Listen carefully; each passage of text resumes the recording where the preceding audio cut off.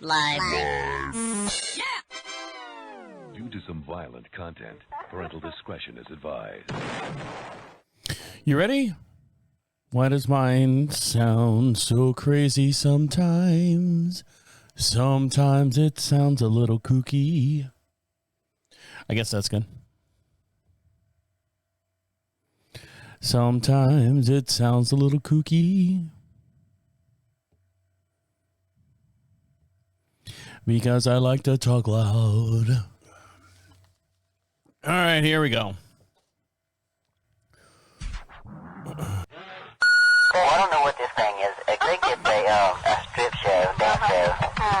Work there, dude. Welcome to DeaconLive. DeaconLive.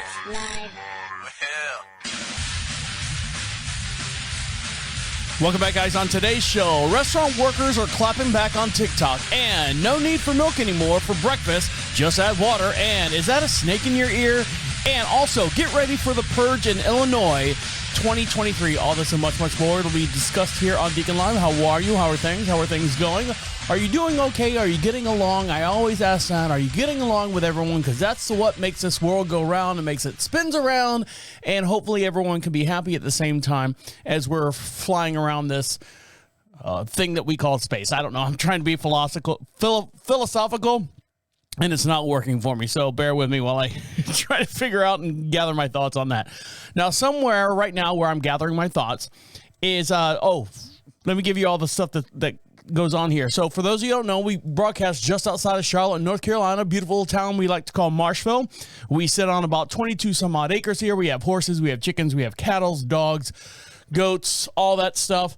And we broadcast in a 800 square foot finished studio up here above our 3-car garage. I know I've got AC, the walls are all finished, lights, everything like that. It's a full-fledged studio. We do a lot of podcasts out of this studio. One of the podcasts that I do on a weekly basis is a project called Equine Dynamics with Mike Stein. I'm the simpleton. I'm the host of the show, and Mike Stein is the professional. So if you have any horse fanatics out there, or horseaholics, I guess is what they're calling them, you can check us out over there. It's a little 30-minute show. Check that out for the biomechanics of your horse. Now, back to DeaconLive. Here we are, DeaconLive. I just want to let you know that we're doing okay here on the property. The weather's cooling down a little bit. I think this week is supposed to get lows in the 50s, and then highs in the 81s. And then, of course, Monday, God says, are you done with that? Because I'm going to fire brimstone and hell starting Monday. I guess it goes back up to 90-something. But still, we're getting a little bit of cool weather here in the Carolinas. I know you didn't come here to listen to the weather report. What you came here is to find out what is going on in Deacon's life. All the mysteries and the quirkiness that is the DeaconLive show. So, as you guys know, my dad passed. Oh, my dad. Sorry to kill him off too early. As you guys know, my mom passed away in February, and in the process of my mom passing away, my dad couldn't stay down in Florida, couldn't afford the house, yada yada yada. So he had nowhere to go, and I say nowhere to go. He could have gone 15 different places. You know, we could have put him in a nursing home, forgot about him. He could have gotten an apartment down in Florida, but he would have been down there by himself. His brothers and sisters are all up here in Tennessee, Georgia, North Carolina area. So he would have been down there by himself. So I said, you know what, Dad, we have the west wing of the house here on the property. Why don't you stay with us here? So he's been here since March, which is great. You know, everything's going fine. But it's the little things that happen that you're just kind of like, it's total separation between, you know, and I say generations, several generations, and mostly on my part more than his. So my dad lives and dies by the paper plate. My dad lives and dies by paper towels. He would rather do that than do dishes all day long, which I understand. I understand that, you know, you just want something quick. The problem that we're having in the house right now is, when do you throw those paper plates and the paper towels away? Now, I understand that, you know, if you're picking up dog poop with a paper towel, you're not going to shake the paper towel out once the dog poop falls out and reuse that paper towel again. No. But let's say you're spraying the sink, you're doing whatever, you're spraying the sink out with the little sprayer thing, and for whatever reason, the water gets up on the side because obviously you don't know how to work a spray nozzle in the kitchen sink. It's got one of those toggle switches where it's just a normal stream and then the big spray stream like you would have in a shower. So for whatever reason, the water gets up on the side and everything. So you grab a paper towel. Now we do have kitchen towels in the house. Or in the kitchen, the cloth paper towel or cloth towels that you can like wipe down the counters and stuff when things like this happen. But if you were to use, let's say, a paper towel for that, you wipe it off. It's just water, fold it up, and just people are like, no, throw it away. No, there's nothing wrong with that. My wife is the biggest offender of doing that, which is fine. I know before she has got me so trained. My wife has got me so trained that if I need a paper towel in the kitchen, I will look around because my wife doesn't throw these things away. I look around and I'm looking for a paper towel that my wife has left on the counter. Like if I got I'm making a hot dog and I squirt a little mustard on it, and a little mustard gets on the counter. I go, I know there's a paper towel around on the counter here somewhere, so I'll grab it, wipe it up, and then throw that away. All right, so I understand that. But we get the select-a-size paper towels. Here's where I'm going with it. We get the select-a-size where you don't need a full sheet anymore. And now they've got them to where they're a quarter sheet. The little select-a-size sheet that you get, right? And you rip it off, and it's, 8 inches wide by 12 inches long. And now they've got it to where you can select that in half if you want, because people are complaining. They're like me. They want to save paper towels because we're killing trees and the rainforest and the monkeys can't reproduce because they don't have enough foliage. I don't know. It's a big whole conspiracy that's out there for that. So my dad will get a paper towel. And when I say a paper towel, I'm not talking the selecta. Why even get the selecta size? My dad will grab 6 of them, ring, off the paper towel roller, rip them off, fold them in half, and then set them on the counter. And then he was doing something. Oh, we have black eyed peas or something. And he was draining them. He put them in a strainer, in the sink, in a cauldron. Is it a cauldron? What you drain noodles in. Pasta. He's rinsing them off, and he sets them on the paper towel. So he's got 6 paper towels all folded up underneath this thing. I'm thinking, why not just leave them in the sink? They're in the sink. No one else is using the sink. Leave them in the sink. Let them drain there. No, they had to be on the counter, and they had to be on 7 paper towels for them to drain. And then you know what happens? You pick up the black eyed peas after they've drained, and he'll take that whole wad of paper towels that was just sitting underneath black eyed peas and throw them away. And I'm like, God, that kills me. Another thing that kills me, I'm having to hide my paper plates in the kitchen because I will have a sandwich. You make a sandwich, and sometimes I'll put it on a napkin depending on if there's a lot of schmutz on the sandwich. But I would put it on a paper plate, eat the sandwich like a grilled cheese, right? Grilled cheese, you don't want it on a napkin because of the grease. You put it on a paper plate. So we get the big 10-inch paper plates, and I put the grilled cheese on the paper plate. I eat the grilled cheese. I look at the paper plate. There's a couple crumbs on there, and I will literally leave it on the counter because I know I'm going to come back later on and make dinner and have that as my dinner plate. There's nothing on it. Maybe a couple drops of melted butter and crumbs. So I go in the kitchen to make my dinner, heat up a piece of chicken or something, and the paper plate's gone. Dad, where's the paper plate? I threw it away. Why? They're meant to be disposable, is what he says. I'm like, yeah, Dad, but there was nothing wrong with the plate. There was absolutely nothing wrong with the plate. Well, he's like, they need to be thrown away. They can't be. I'm like, well.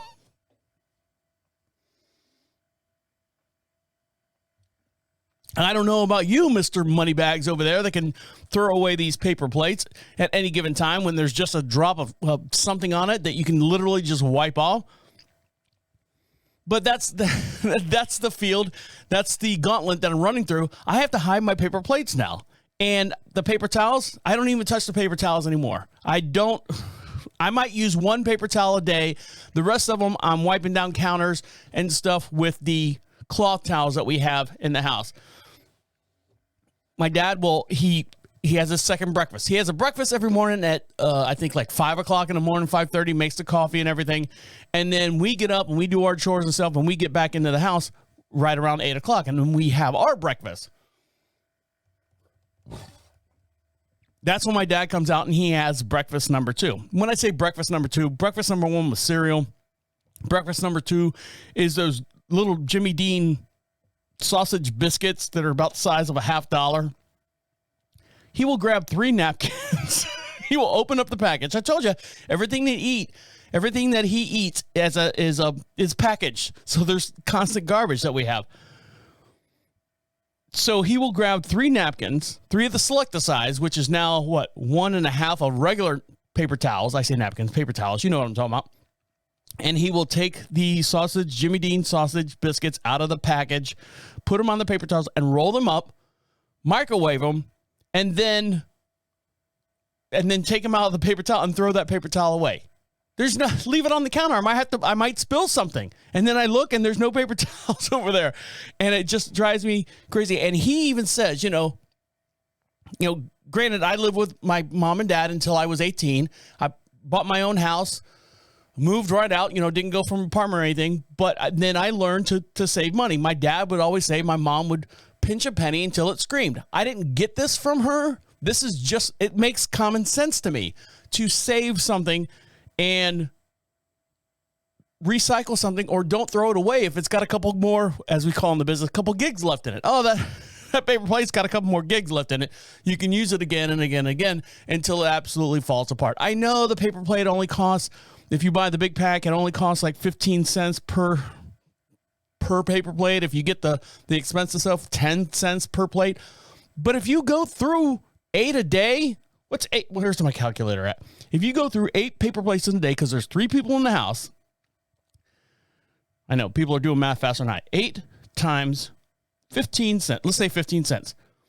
That's $1.20 a day that you're just throwing away. Just throwing away. $1.20. See you later. When like the Tide Pods, not the Tide Pods, but the dishwashing things are only per wash cycle. I think it's like 11 cents. And you could do normal dishes, but then, yes, you have to put them away, and then you remember where they go and all that stuff. So anyways, this was just a little back and forth that I had with my dad. And so tell me what you think. I want to hear what you have to say. Do you save paper plates? I probably talked about this before. Do you save paper plates, or do you recycle paper towels or paper plates? Or what is something weird that you recycle that is completely one-time use and you use it over and over again? I'd like to hear from you. And the way you do that is go over to Prophet Radio, PROPHET Radio. Click on, at the bottom of the page says Be Heard. It's a little blue tab. Opens up a microphone on whatever device you're listening to us at. And leave us a message. We'll play it on the very next podcast. If you get it in early enough, we'll play it on this podcast as well. All right, guys, big show to get into. Lots to talk about. And get ready. Those people living in Illinois, especially, I know Illinois, I have to say it. It's part of my speech now. Illinois, especially those in the Chicago area. You're listening to Deacon Live right here on Prophet Radio. I'll be right back. Welcome back to Deacon Live. Make sure you follow us on all your social networks, and the way you find all those links is to go over to Prophet Radio, PROPHET Radio. Click on social contacts, and you can see all the different platforms you can find us on. We're on TikTok now. TikTok dives a little bit more in my personal life and things that go around on the house. And the funny thing is, I didn't realize this when I do my TikTok videos, because normally I'm like out doing yard work here on the property here in our beautiful little town of Marshall, just outside of Charlotte, North Carolina. And I've got chores to do on this 22 some odd acre farm ranch that we have here, and it gets hot out there, so I'm always with my shirt off, headphones, sunglasses, and some kind of do-rag or something on my head. And one of my TikTok followers goes, "Do you own any t-shirts?" I started laughing. I go, I guess when I make these videos and stuff, normally I don't have a shirt on. And so I just thought it was funny. It's the little things that people, I'm giving this big dissertation about something, and the only thing they can focus on is, do you own clothes from like the waist up? I'm like, oh, okay. Well, I guess you missed my whole entire point, my whole entire message, or what I was saying. But that's fine. That's what TikTok's made for. And make sure you like us on YouTube as well. For every podcast we do, we have a matching video. And when we get into videos and articles and stuff here on the show, you can see them in real time as we're talking about them on the podcast over on YouTube as well.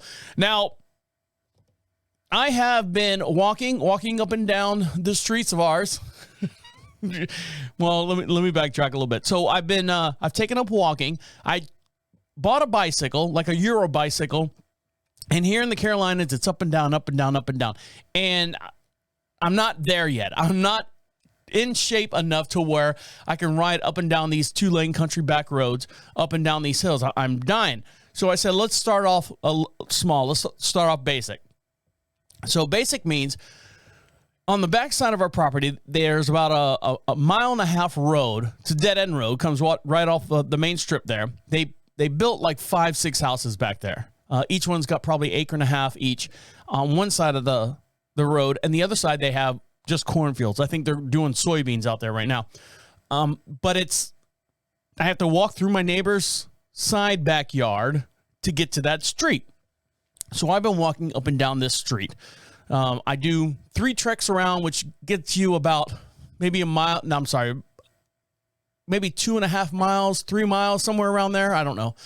You guys do the math on that. And sometimes I go out there. Like I said, there's only 5 houses on this property. I think one's abandoned.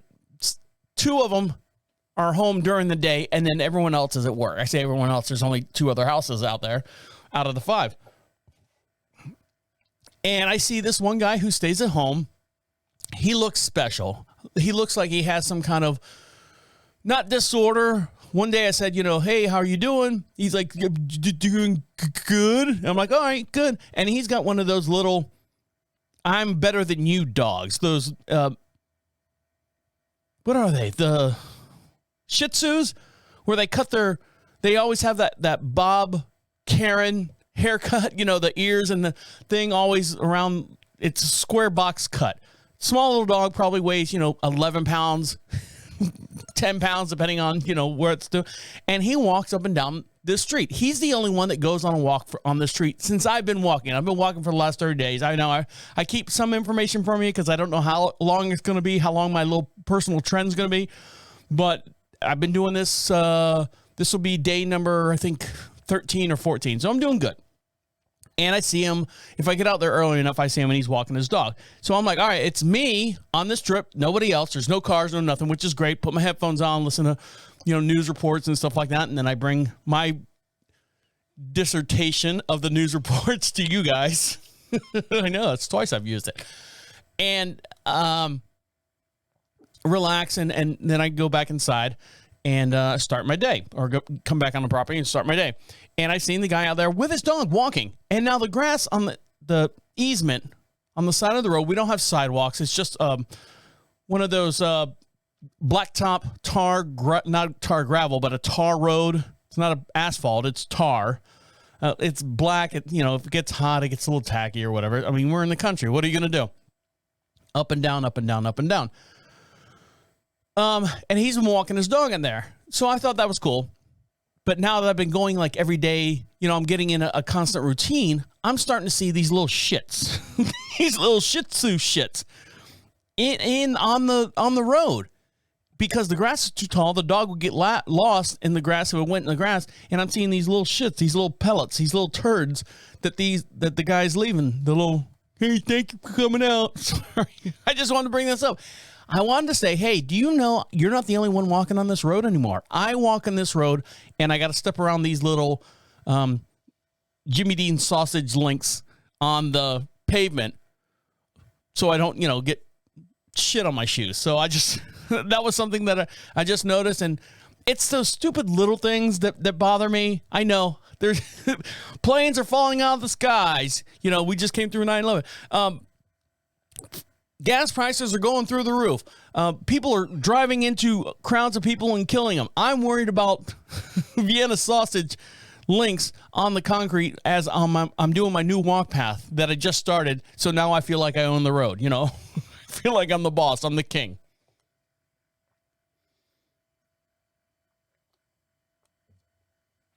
I feel like,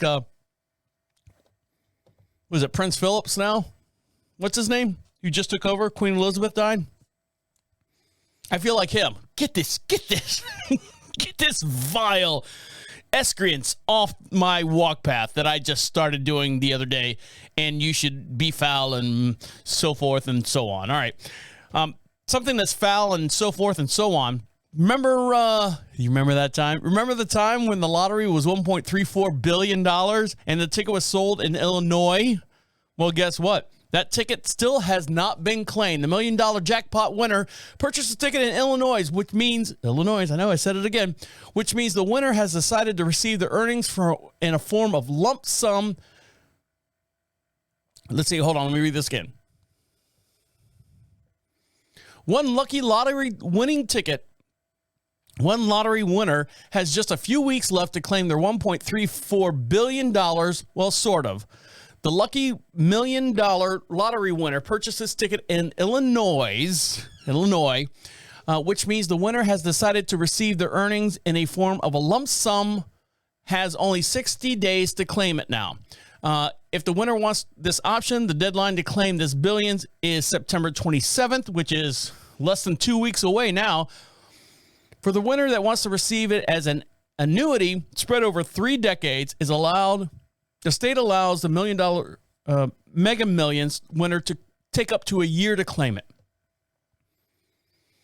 Annuity means, they receive periodic payments over time. If the winner does not claim the prize within 60 days, the winning automatically goes to an annuity option. So if you don't show up, you're going to get, 350, no, not 350. Hold on. Here we go with math again. $1.34 billion. I think, what did they do it? 30 years, 20 years divided by 20 means you're going to get $6.7 million. Is that right? No, $67 million per year until it runs out 20 for 20 years. Either way, they're still getting on it. So the ticket has not been claimed yet. And that's what they're running into right now over there in Illinois. And we'll get into, I got a couple more stories about Illinois and the whole Safety Act. Get ready for that story here in the next segment. And where are we at? All right, we're going to take a quick little break, and we'll get into what's actually going on outside of this winning lottery ticket over in Illinois. And it's called the Safety Act. And a lot of people are freaking out about it because they are dropping the whole cash bonds or cash bail in Illinois to kind of regulate the whole racism and kind of redoing the whole justice system as far as how we, when we arrest someone, are we able to keep them? Put them in jail until they figure out their bond. So Illinois is going to be in 2023 a bond-free state. So stick around. I'll dive into that and give you all the questions and the answer all your questions. So stick around. I'll answer all your questions on that in the next segment. You're listening to Deacon Live right here on Prophet Radio. I'll be right back. Welcome back to Deacon Live. You want to be heard? Of course you want to be heard. We'd love to hear from you. The way you do that is go over to Prophet Radio, PROPHET Radio. Click on the Be Heard section at the very bottom of the page. A little blue bar has a microphone on it. Says Be Heard. Opens up a microphone. And you can leave a message, comes right to our inbox, and we'll play it on this podcast or the very next podcast as well. You can be anonymous if you want. I don't care. And while you're over there, we'll give you something for free just for dedicating a little bit of your time for us and sharing us and being a part of the show. And fill out the little form there on free swag, and we'll send you out some magnets, some stickers. We got some buttons. We got a whole bunch of shit over here in the studio, so we'll give it out to you. Fill out the little form. I'm not going to do anything with your email. I'm not going to sell it. Believe me, I got enough shit going on here. I'm too busy walking up and down the driveway across the street there and walking around dog turds. I don't have time to sit there and sell your email or anything like that. Now, those people out there in Chicago, Illinois, now they're getting a bad rap with all the murder rate and everything that's going on out there. And right now, if you want to get yourself a good, solid job, the Malcolm X University, the Malcolm X College, is now accepting applications to be 911 operators. So here we go.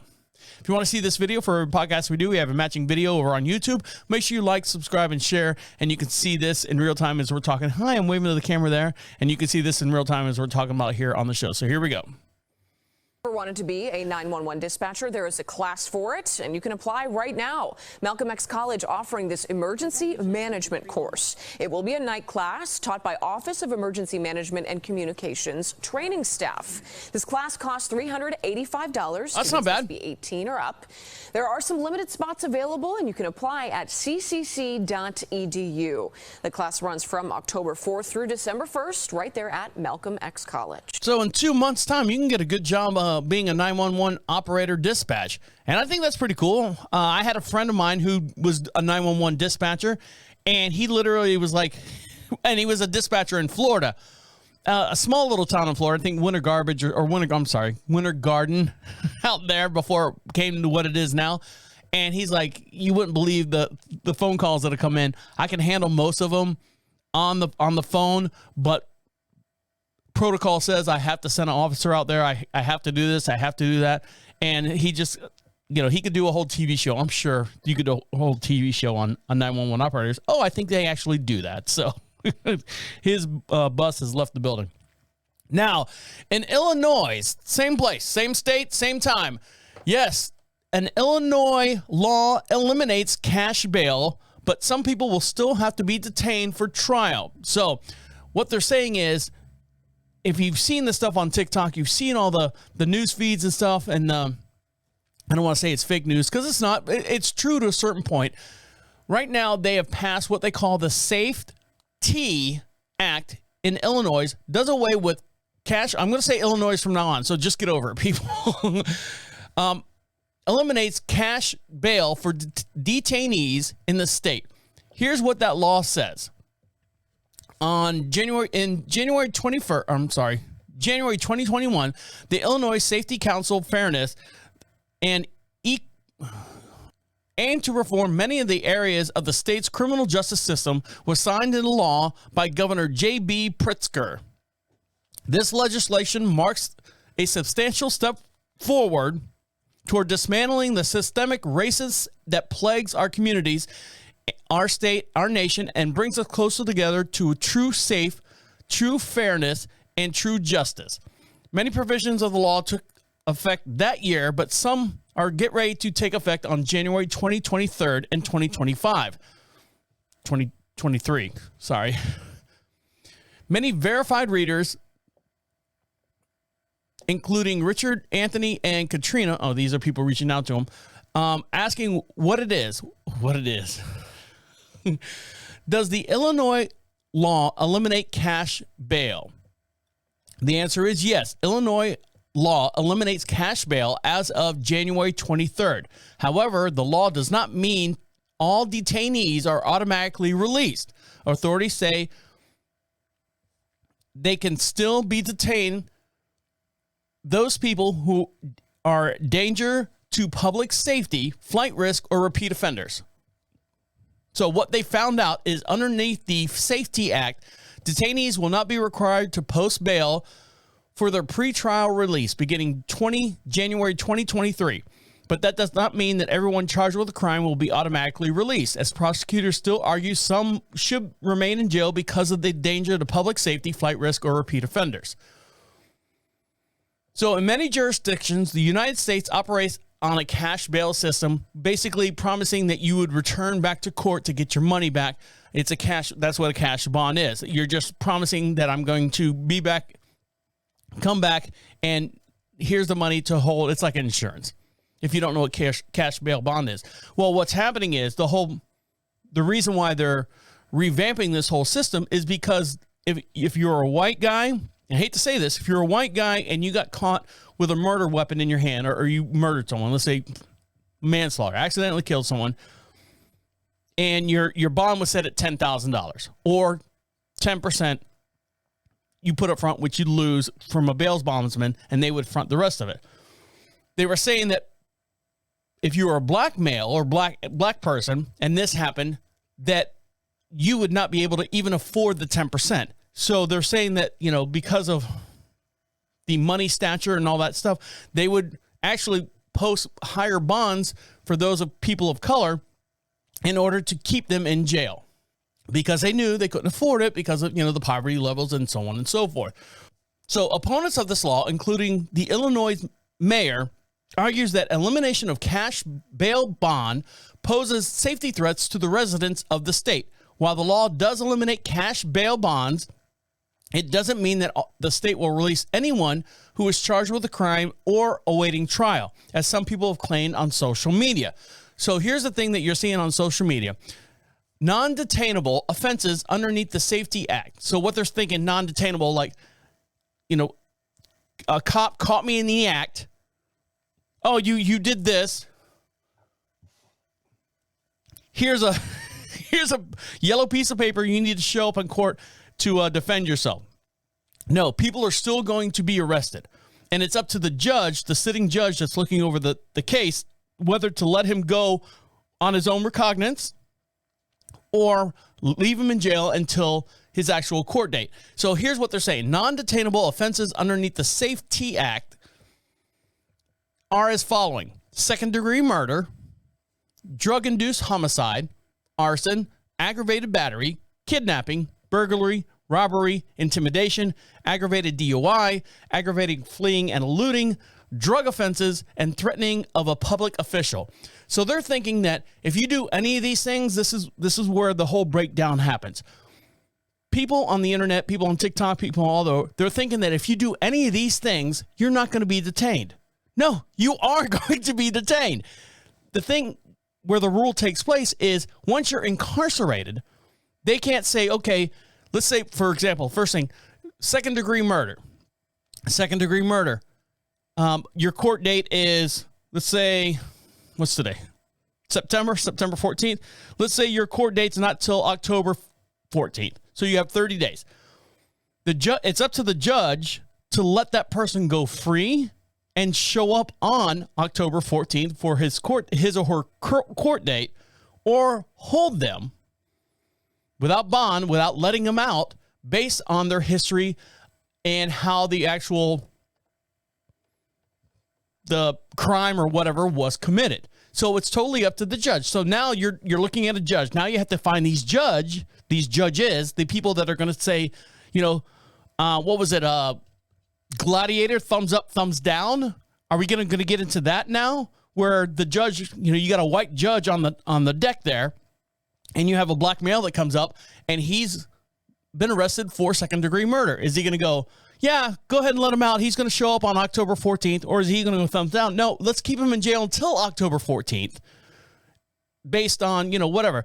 So there's got to be a little bit more put in place there. So the law also says those charged with a forcible felony offense for which a state of imprisonment without probation, periodic imprisonment, or conditions discharge is required by law upon conviction. Okay, so for example, the meme that was circulated widely along in social media claims that if someone is charged with second-degree murder would be released before trial under the new law. In reality, someone charged with that crime could still be detained for various reasons, such as posing a flight risk, posing as a repeat offender, or being a repeat offender, and posing a threat to public safety for a variety of reasons. So the false memes are focusing on only one part of the bill, but there are other parts that allow the alleged offender to be held no matter what their crime was because they pose risk, the governor spokesperson said. So what they're saying is, if you commit a crime in New Orleans, I'm sorry, not New Orleans. If you commit a crime in Illinois, I know, and you're set free, skedaddle, get out of town. You're a flight risk. Or if you're not a flight risk, skedaddle. They're still going to find you, but it just takes a little bit long. Takes a little bit longer for you to get caught.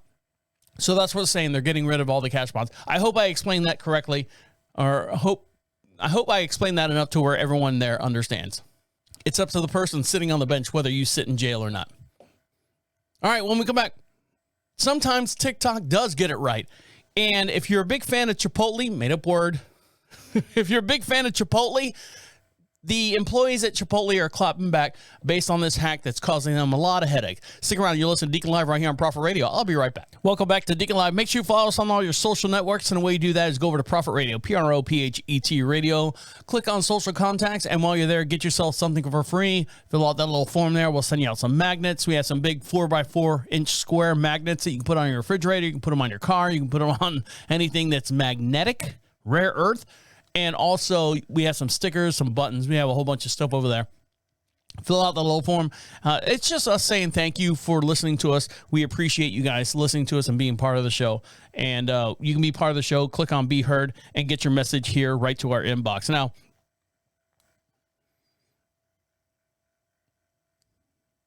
TikTok is taking over. It's taking over the world. It's the thing. My wife always goes, you know, why do you always watch it? Why do you always listen? Because I get the video portion of the people that were there first on big stories.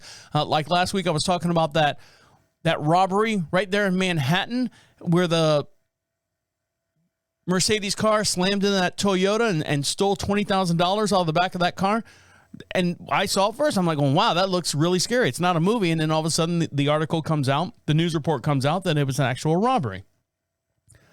So one thing that TikTok is really, really good for outside of watching fancy dances and stuff is hacks. Like when you order food, because we are, gig economy, DoorDash, Instacart, anyone that has to go and physically grab your food at a place and bring it to your house, which is great. I mean, our unemployment numbers should be lower than what they are because anyone out there can get a job and make good money or decent money doing these work as you will type things. Now, unfortunately, if you got enough time and you got enough patience, you can figure out how to cheat the system doing a lot of stuff on order menus. There's hidden menu items on Burger King's menu, hidden items on McDonald's menus. You can, give them a password. Hey, give me the double deluxe bacon, Alzheimer, I don't remember, big fat fuck fish sandwich. And you get this weird fish sandwich. You get this weird concoction that they've made up because it's a secret menu item. I don't know why I said Alzheimer in there. Maybe because when you eat it, you forget everything. But Chipotle. I've only eaten at Chipotle once. What? I know. I've only eaten there once. Whoops. Hit the microphone there. I'm sitting there wagging my finger around. And it was a flight delay. I think we were in Montana, one of those flyover states. We just got done going to like Yellowstone National Park. And it was one of those, the plane was late because of weather or whatever. And my wife goes, well, there's a Chipotle right there, in a two terminal airport. You want me to get you something? Yeah, give me something. I've never eaten here before or never eaten there before. Go get something, bring it back. She brought it back. Huge friggin' burrito. If you guys have eaten at Chipotle, and it was huge. I've never eaten there. It was awesome. It was great food, but I would not go out of my way to eat there. A lot of people do. They say, I love them throwing all the extras on stuff on the side. And here's where we get into the problem. The extra stuff on the side is what's causing a lot of headache. Now, if you don't know what the headache is, what the hack is, I'm going to play this video for you right now. It's how to get a $3 burrito shoved to capacity. On July 7th, a now viral TikTok showing a menu hack has since gathered a little bit of a controversy. In the video, which has been viewed over 2.6 million times, a woman's order a single taco through the app, plus most of the free toppings, and finally a tortilla at the end, and everything's on the side. So you really don't have to pay for the side items. Everything's on the side. It's important that you want to get the tortilla on the side, and when it's all said and done, the total cost is $3.35. So if you want to see the Chipotle hack that's driving this one girl crazy, I'll show you this video first, and then we'll get into the other one. So if you want to see this video, make sure you go over to prophetradio.com, click on Deacon Live. Follow us on YouTube as well, and you can see this video as we're talking about it here on the show. So here we go. Here's the hack, actual hack. How to get a Chipotle oh my gosh, my burrito for $3. One taco, right? We're gonna do soft chicken, brown rice, side. You want to do a side? Do a side of black beans. So she's doing everything from her phone, ordering it through the app on the phone and then going to pick it up. So she physically doesn't have to face the person, you know, for lack of being cowardice or all. Side of corn, side of this, side of this. Side of tomatoes. Side of, this is important. You want to get a tortilla on the side, okay? No, cut this out. What's the total? $3.35, but just wait until you see the amount of food that's gonna come out. Not ready. What is it? That's so hot. So she shows up with this huge bag to assemble. So she shows up with this huge bag back to the car after she picked up the actual thing, and it looks like it's feeding a family of 4 with all these little side items, and everything's in those little 1-ounce plastic cups or plastic containers with the little lid on them. You know, you get condiments and stuff, and now you physically, good for you, you got to physically assemble this thing yourself. But for $3, now you're feeding you and your best friend. Now I can understand times are tough, gas prices are high, jobs are low, yada, yada, yada. But here, this one girl who actually has a job and is working at Chipotle claps back. A Chipotle employee told the Daily Dot she was fired. She was fired after posting this video calling out a customer for ordering a hack that went viral on TikTok. Christina is an 18-year-old girl who worked at Chipotle for over the last year. Good for her. She showed up for a whole year, did her job. She could say whatever she has the authority to say whatever she wants, in my opinion.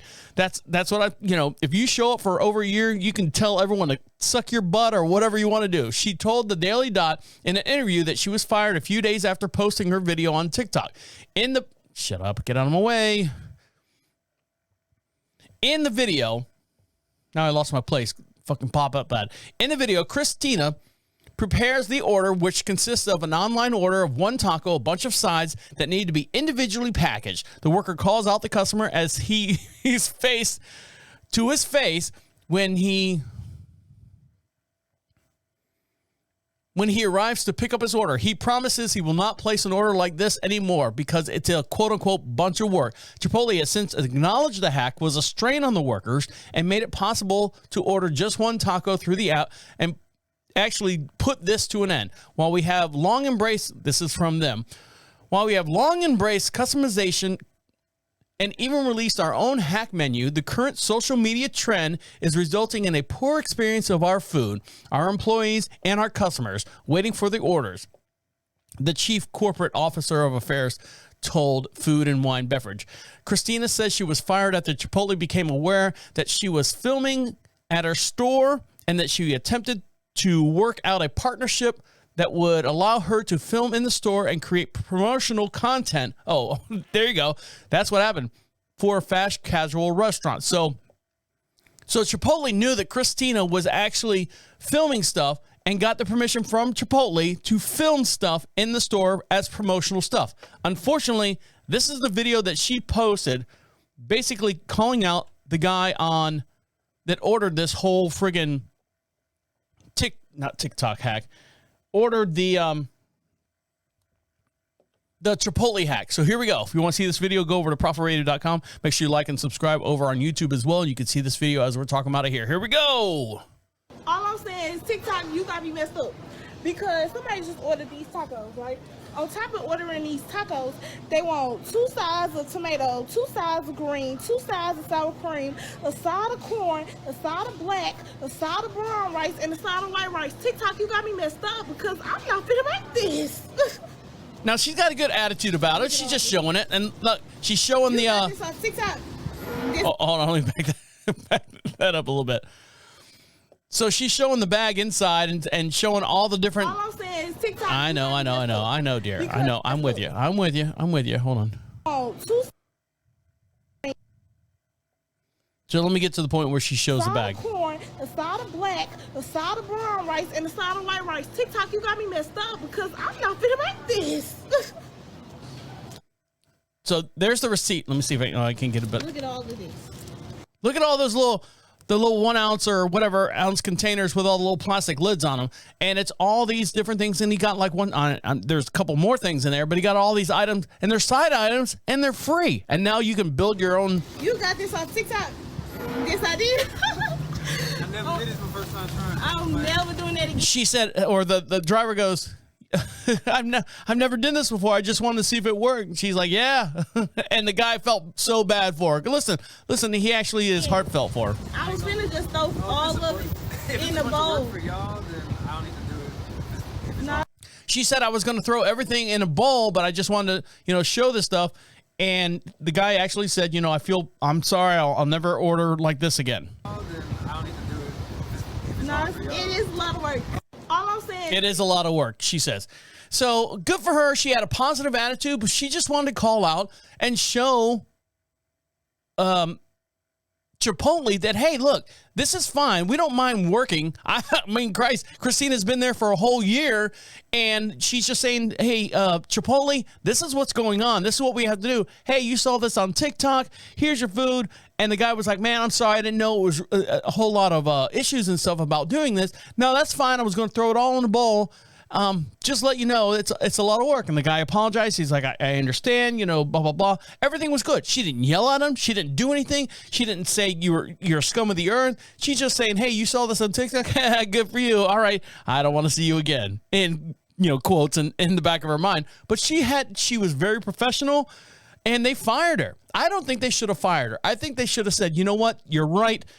You handled that a little bit more than what we would have. Brought her into the office and say, hey, look, this is what you should have done. This is what we're going to do. No more TikTok videos is what they should have said at the first part. No more TikTok videos. I'm sorry, Christina. You can't do that anymore. You still have a job, but you can't film this anymore. And she would have been fine. Lost her job? No. The guy didn't complain. No one complained about it other than the people that were...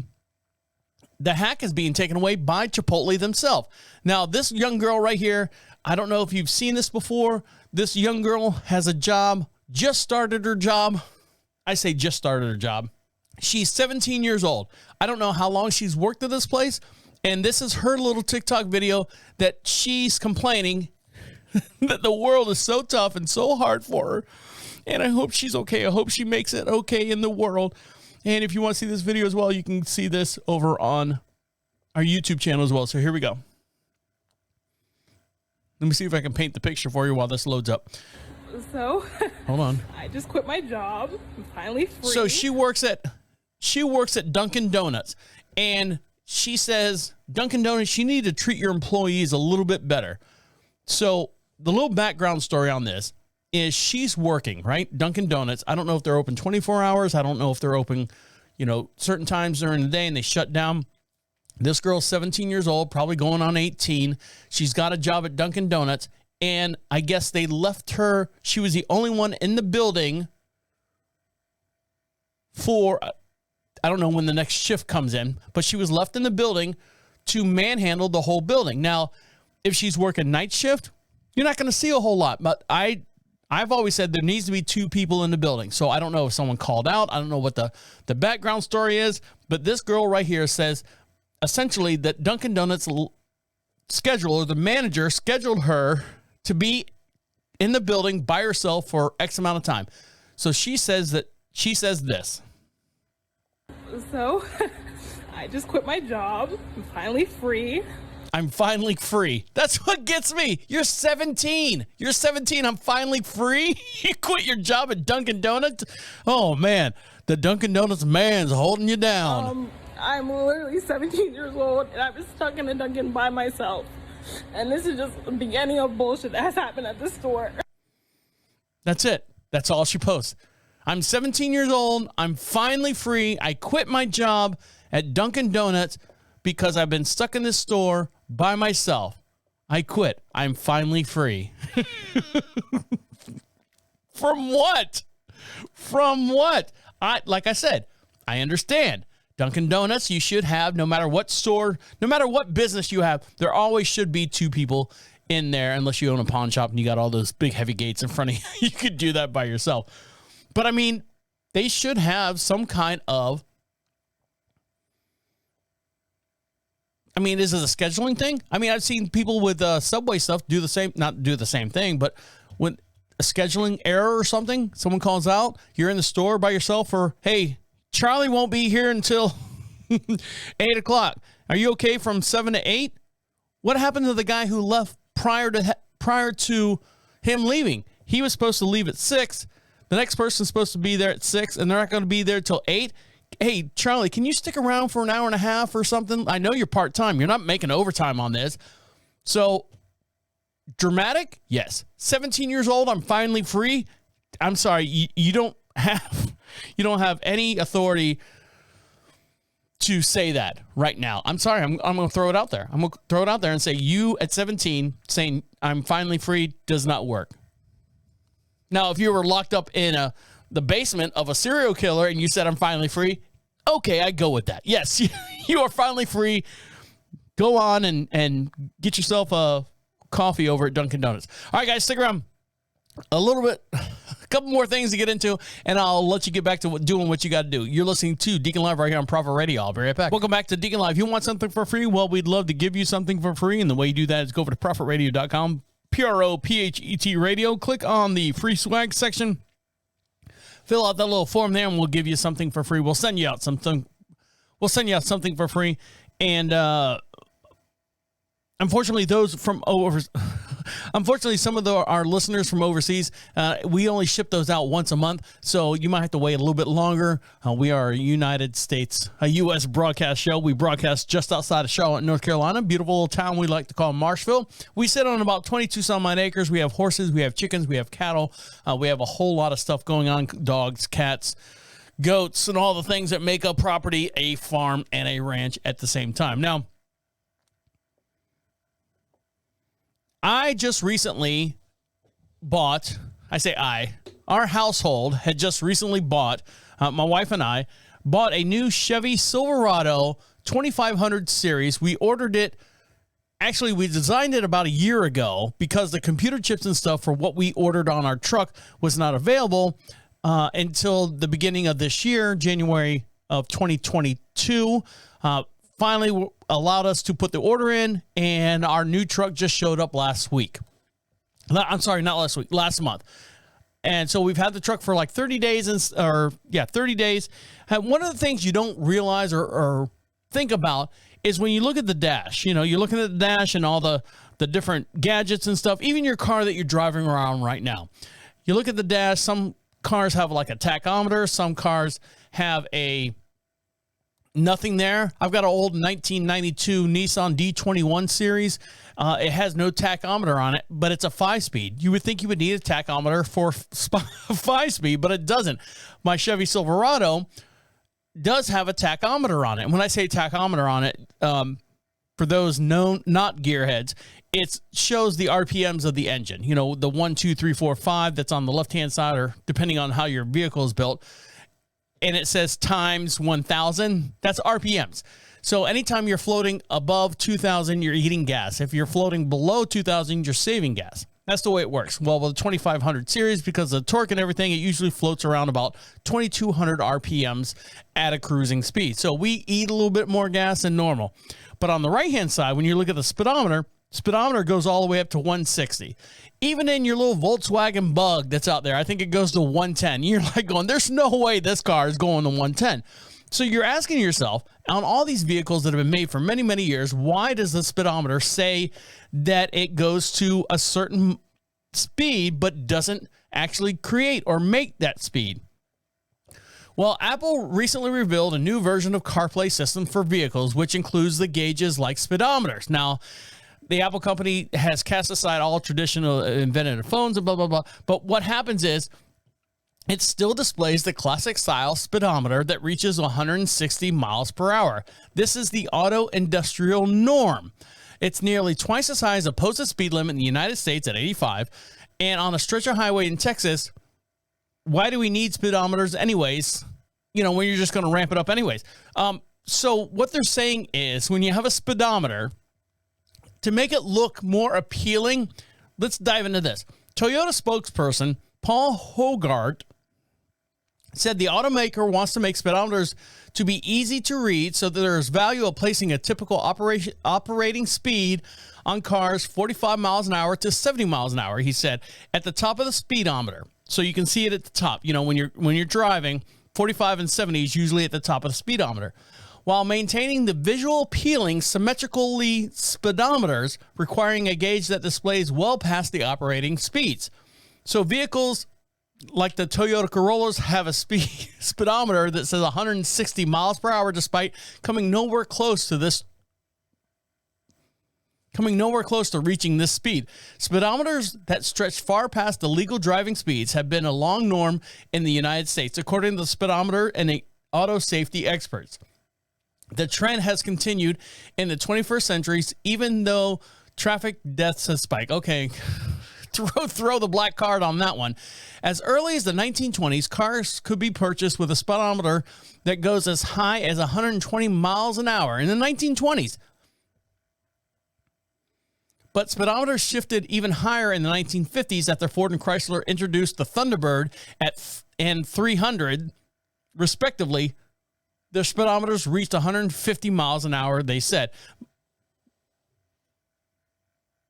The first 160 speedometer he was aware of was in the Cunningham C3 from the 1950s. Such a high speedometer for a controversial history, however. Some auto safety experts said that the far-reaching speedometers can normalize high-speed driving and contribute to people traveling at dangerous speeds well over 100 miles an hour.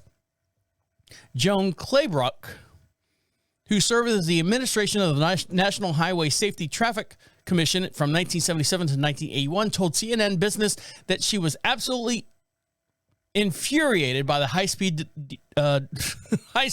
speedometers during her time. So the NHTSA issued a rule in 1979 that speedometers should not indicate speeds over 85 miles an hour. So the auto industry went berserk. The limitation would abolish once again the Reagan administration.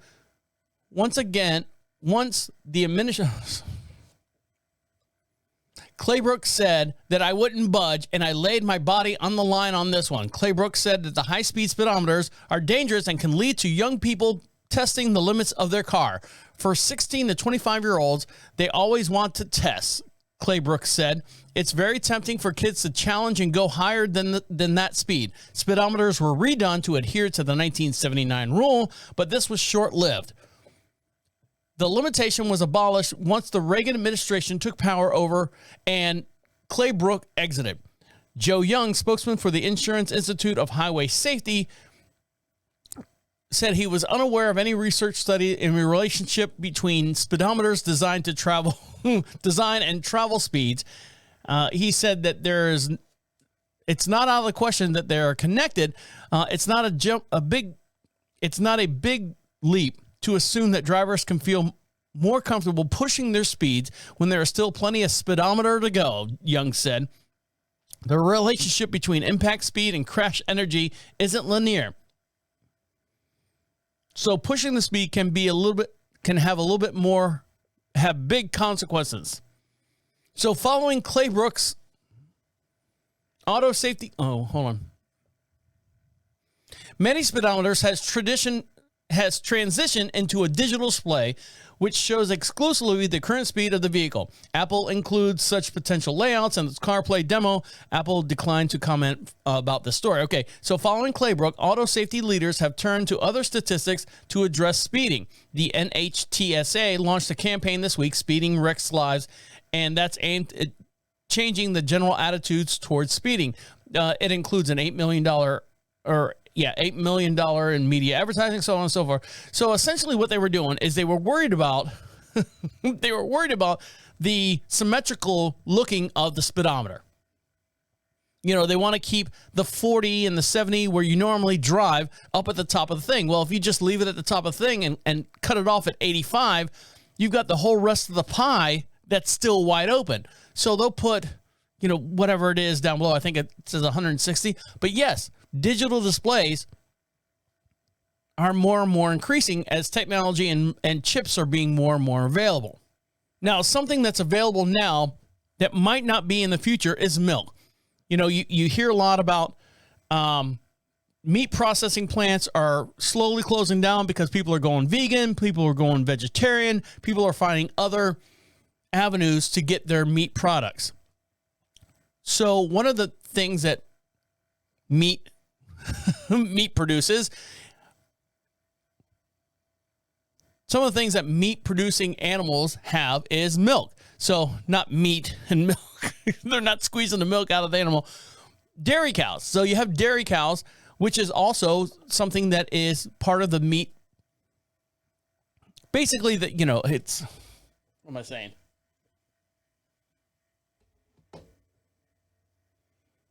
So you have meat processing plants. You also have milk processing plants. And you've seen the videos of all the cows, you know, put in these chutes and they're milking them and stuff. So I'm sure that's going to be next to fall on the domino of things that we don't want to do anymore. Well, Kellogg's is trying to get ahead of the game. If you haven't heard, right now, Kellogg's is now selling, as of now, single-serve instant bowls of cereal where you just add water to it. Now you aren't eating cereal just soaking in water. Each single-serve bowl has a powdered milk inside. Just add a little water, stir it up, and you get real, quote-unquote, real milk, and it recreates a classic milk combo that you remember when you're eating cereal. What do you mean I remember? I eat cereal. Not I eat cereal. My dad eats cereal all the time. If they can do that with just if they could put some kind of floury substance on the whole box of cereal, that would save so much more room in the refrigerator. But, I mean, there are kids and stuff. I know when I go grocery shopping, I know it's the first of the month, and I hate to say this, when I go to Walmart and I see a family of 4 or 5 walking around, I know that they've gotten their WIC programs, whatever their government assistant, because there's always like 5 gallons of milk in their shopping cart because they have to use it. But if they could do that for just regular people, make the cereal just be instant, where you add water to it and it all automatically turns into milk, that's fine. Now, this video right here has a Walmart employee actually using the single serves, and this is her reaction. Let's see if I can find this right here. Where you at? So her name is, hold on, dear. I'm going to give you your credit. Hold on, we'll give you your credit. This is PRNC335, Princess Foster, and she is a Walmart employee, and she's doing the water and cereal. So you can see this. Hold on, let me switch screens here so you can see it. She's, I guess, on her lunch break or breakfast break or something like that, and she's going to try this, adding water to her Fruit Loops and the new Insta Bowls that are coming out by Kellogg's. Here we go. New product to try. This is called Fruit Loops Instant Bowls. It's supposed to add cold water and stir to create real milk. So I got add cold water, stir the Fruit Loops for 3 or 4 minutes. Now, she's definitely on break. And it looks like a couple ramen noodles is basically, well, you've seen bowls of. Like some dust in the bottom. It's got dust in the bottom. Yeah, they put that powder to field powder. Okay. My water. Try this out. She's got a little bottle of water. Field line. Supposed to fill it to the field line. Oh, there go the field line right there.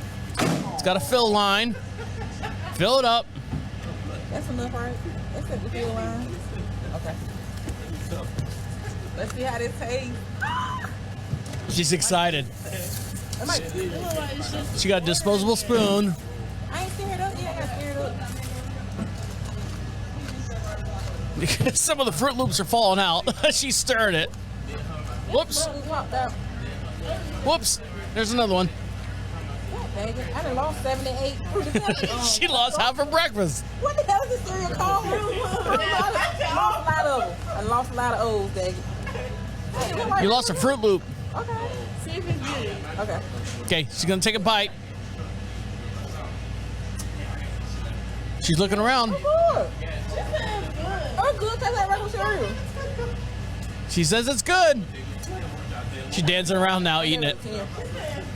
Yes. And she got a little bit of milk on her lip, and you could tell it looked like regular milk in the thing. Now, I'll tell you a quick little story. My wife, when we first started dating, she was out of milk, and she wanted to make me pancakes, try to impress me, morning after type stuff.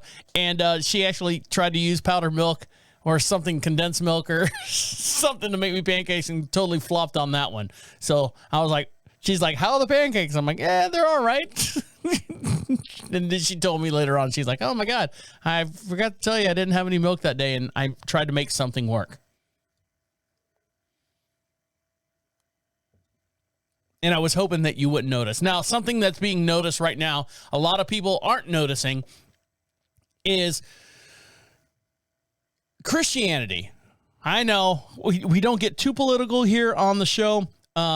We try to steer away from all this stuff. We at DeaconLive, we try to bring you the light and fluffy. We try to bring the topics in that you're missing on your normal social media feeds. We're trying to explain a couple things that, you don't have time to sit there and listen to the news or get infected by your friends who don't know anything as well. But this is what's going on right now. And it's believe me, hear me out. Christianity has remained in the forefront of the nation's political and social conversations for centuries. But new researchers have shown that this is changing. A new report by Pew Research Center and General Social Survey published this past Tuesday has found out that a large number of people in the United States who practice Christianity are declining. The religious demographic has been dwindling since 1990. Many adults transition into the identity of atheist, agnostic, or nothing in particular. In the early 1990s, about 90% of the people in the United States has identified as Christians. In 2020, Christians accounted for about 64% of the population, including children. Meanwhile, those that are not affected by the religion have grown to 16% in 2007 to 30% in 2020, according to researchers. Although other religions, including Judaism, Islam, Hinduism, and Buddhism, account for about 6% in 2020, the Pew survey has analyzed those members that could change.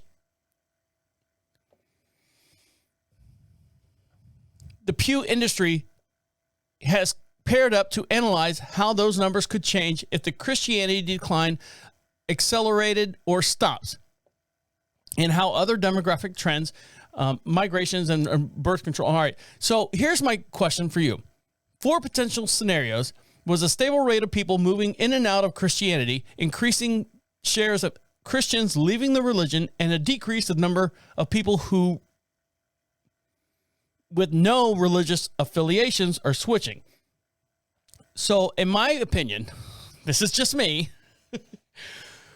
For example, we were told many years, God created earth and heavens and all that stuff. I think technology, the internet, and proving facts about mystery and history is where we are right now. For example, the parting of the ocean. When Moses parted the ocean, I don't know if you guys know this, it's so his people could go through to the other side, and then the Roman army came through and the waves and everything came crashing down. There is a phenomenon based in that area that happens every so often and blah, blah, blah, blah, blah, where it actually could possibly scientifically happen. So what's happening is all these religious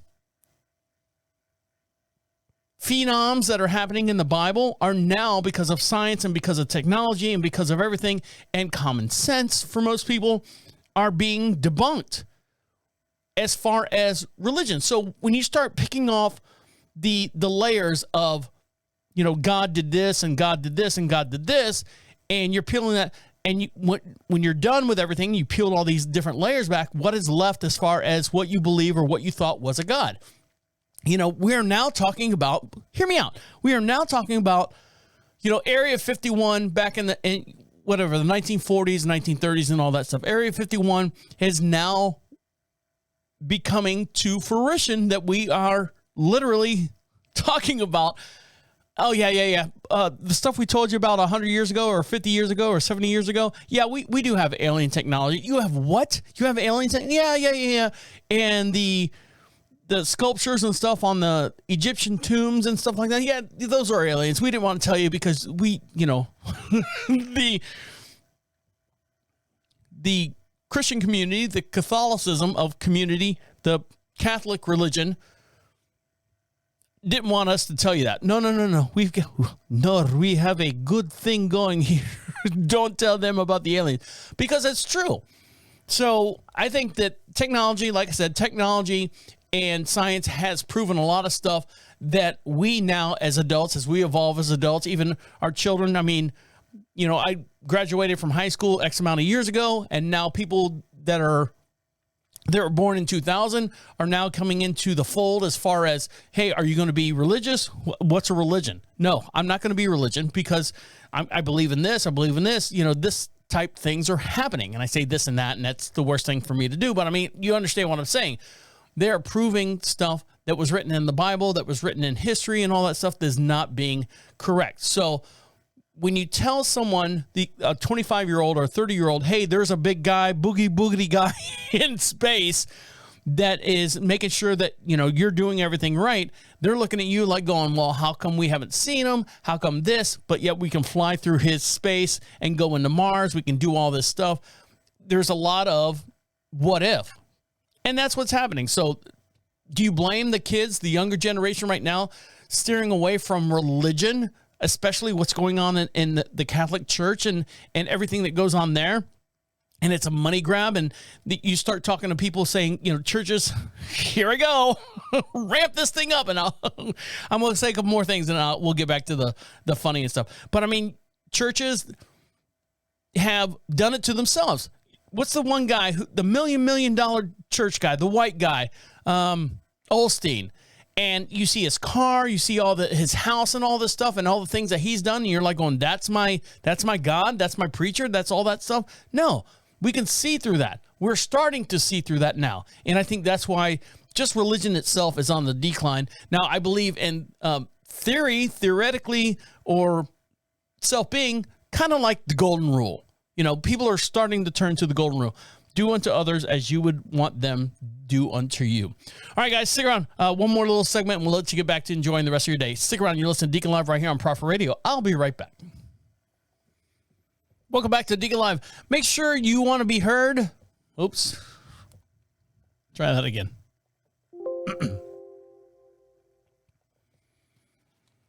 Welcome back to Deacon Live. We'd like to hear from each and every one of you, and the way you do that is go to, what am I doing?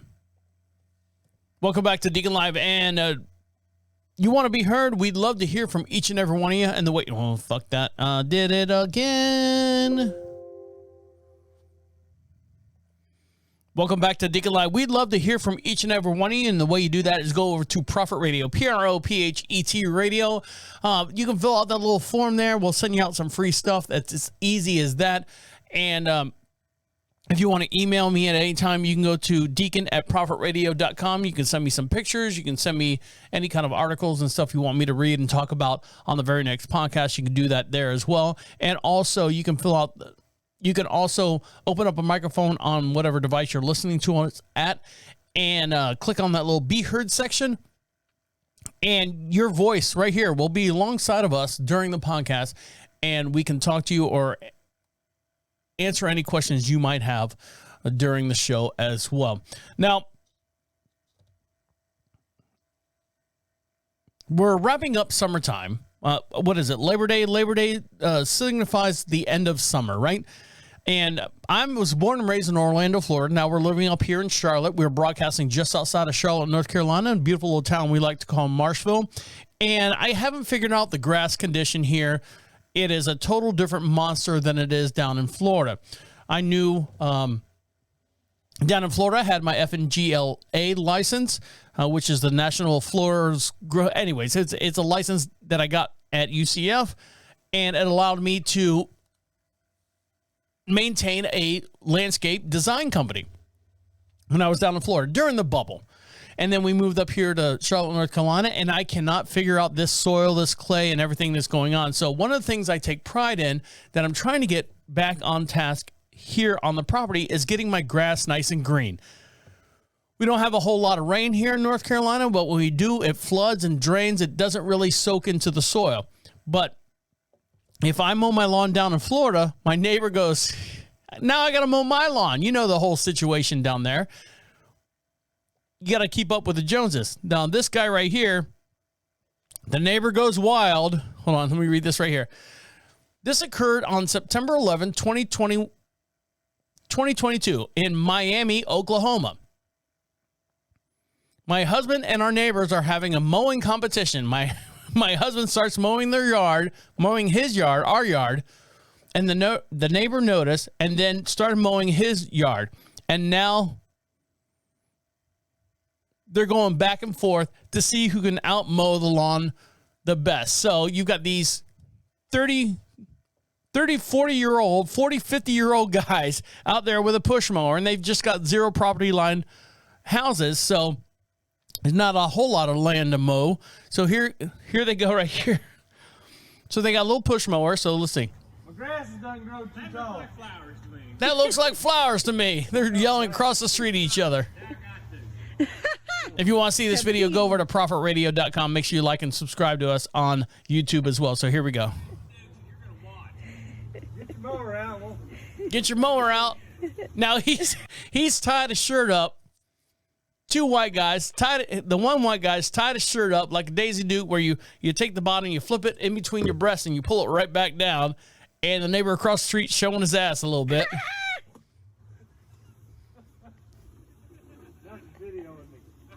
Oh, my wife's videoing us. I'll do it too. Oh, it's on. So now they're having like a dress off. One's got his pants pulled up around his armpits. The other one's got his shirt off around his head. Trying to embarrass each other. You're both flicking each other off. Guy across the street's got a better lawn. You can hear all the sticks and stuff on this yard. So they're having a good time over there. It's that time of year.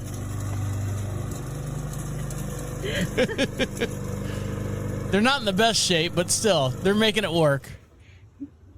So there you go.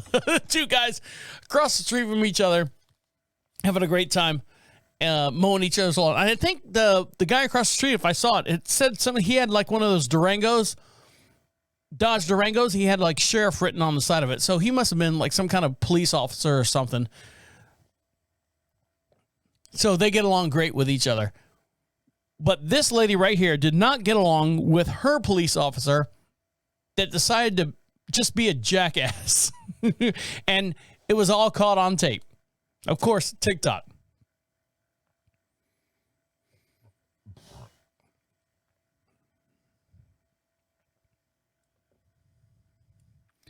So the woman is in this video says that she likes police. She likes the police and the police department in general, but this particular incident troubled her. She was smart and lucky to have a dashboard cam as she was about to pull out. Hold on. As she was about to be pulled over for something she didn't know. And the method of being employed to pull her over was unconventional. Oh, okay.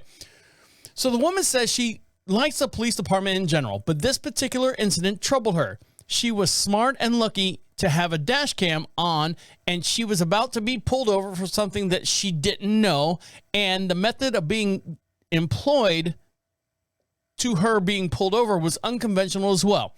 So posted by TikTok user at I don't know -1. You can see in the video the method that the police officer reacted to finding out that she had a dashboard cam active. So what happened was she pulled out. Well, I'll let you look at it right here. So what happened was, let's see, the original article. So this woman right here says, she says, I like the police, but I'm not a fan of this guy.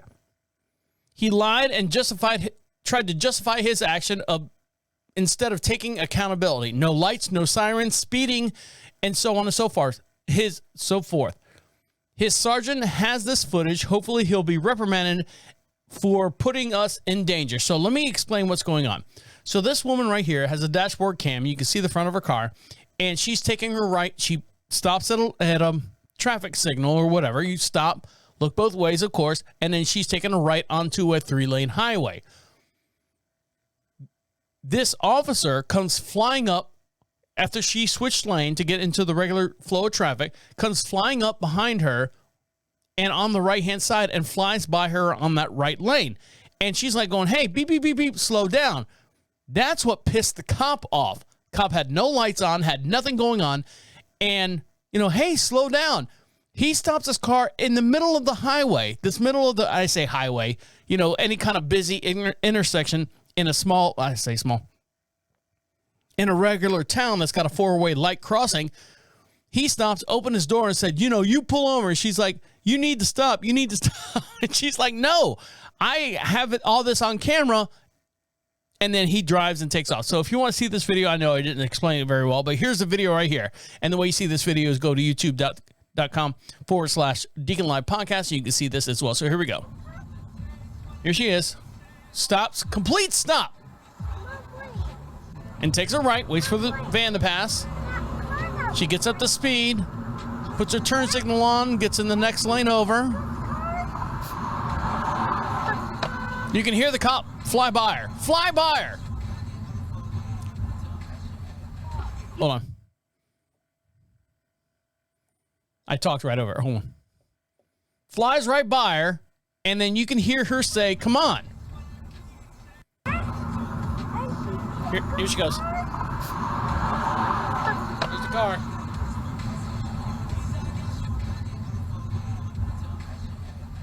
You got really... What do you mean stop? I stopped at the stop sign. I have it on camera. You almost hit me. Yeah, piss off.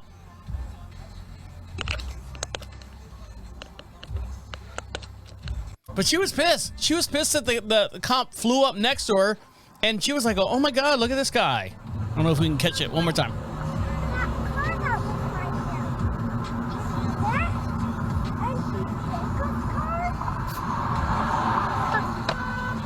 Yeah, she lays on the horn. That's what happens. She lays on the horn saying, slow down. That's when he opens up the door. He literally opens up the door on the highway. What do you mean stop? I stopped at the stop She's sign. sitting in the light. I have it on camera. You almost hit me. You almost hit me. I got it on camera. You almost hit me. So, I mean, cops are a little bit more, I think he was more pissed off that he caught her or called her out as he was flying by her. She laid on the horn and said, hey, God, slow down. You almost hit me. And he opens up the door. Do you know who I am? Do you know what it says on the side of this vehicle? Doesn't mean anything. Doesn't mean anything. Especially in Illinois right now. I know. Illinois.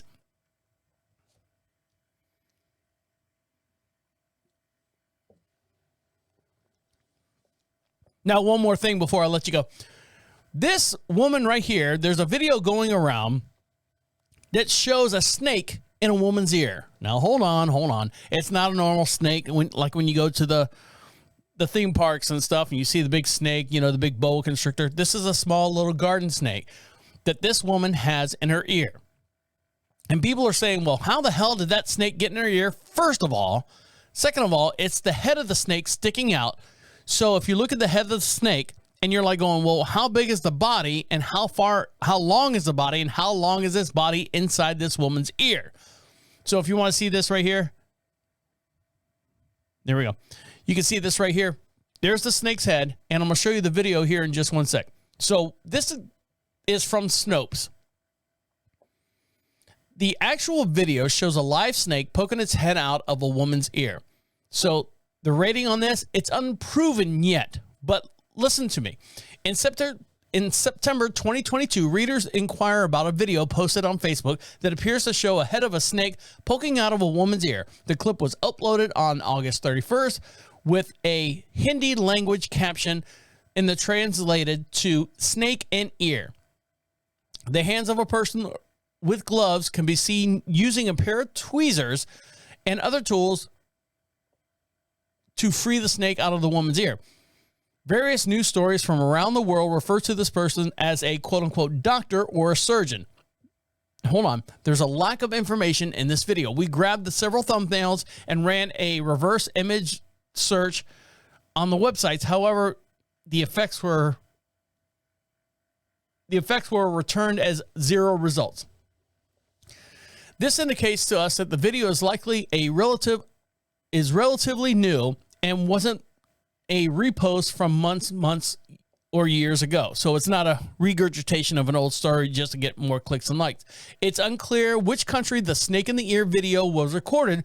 We also don't know what kind of snake was shown, nor could we find information about the names of the woman or the person whose hands are visible. So it's basically just the side of a woman's head and an ear and a snake, and then these guys' hands coming in with surgical gloves on. Several websites have appeared to be based in India published reports, but none can contain new details.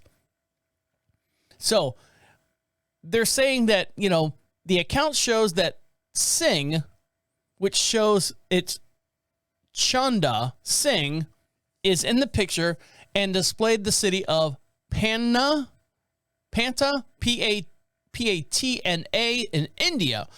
The account shows that Singh has 5 Facebook friends and over 20,000 followers. Despite these numbers, it seems a little bit strange and a reminder to us of fake accounts of some of our past investigations and inauthenticity and in fake content of Facebook. So what they're coming out with is a lot of comments under Facebook saying that there is a decapitated snake theory. So what they're saying is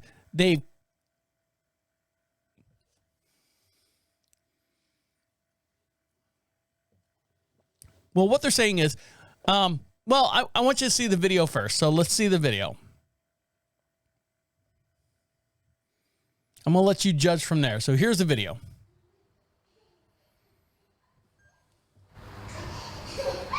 So you can see the snake.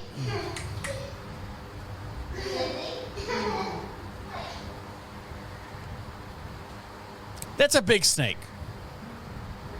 Big snake head, I should say. Sounds like, what are they, in a daycare? There's like kids in the background or something. So the guy literally is just he's not doing any effort to take the snake out. He's just kind of poking it with the tweezers. What are you waiting for? Grab it and rip it out. Woman, fake. I'm saying it's fake. Because I would have grabbed a pair of channel locks, grabbed this snake's face. Oh, we don't want to kill the snake. Fuck that. To me, what it looks like he's just poking the snake to keep it moving and like it's alive. So what they're saying is a decapitated snake theory. Comments under Facebook video on Reddit hypothesized that the head was cut off of a snake and then placed in the woman's ear.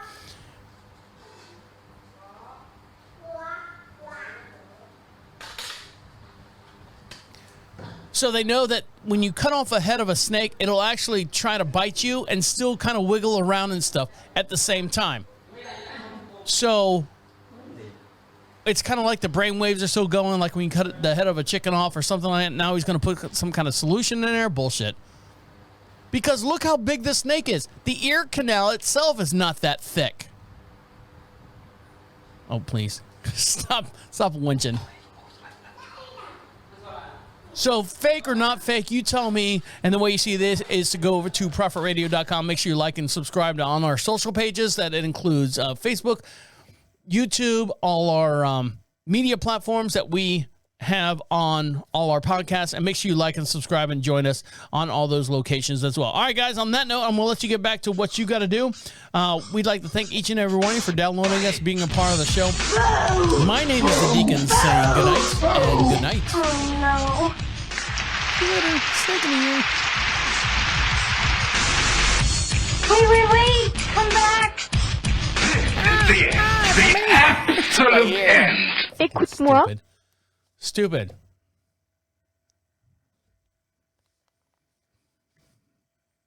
It's like there's a God up there. I don't know. Thanks, guys. Take care.